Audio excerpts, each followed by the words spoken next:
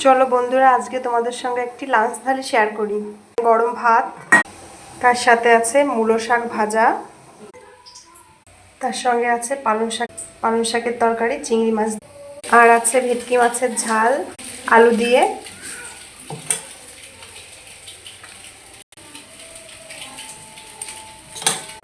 আর এখানে আছে ডিমের কারি,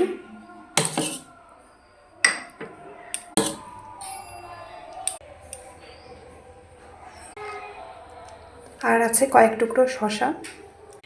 দেখো বন্ধুরা, আজকের লাঞ্চ থালিটা তোমাদের কেমন লেগেছে সেটা অবশ্যই কমেন্ট করে জানিও। আর ভালো লাগলে আমার চ্যানেলটি সাবস্ক্রাইব করে দেবে।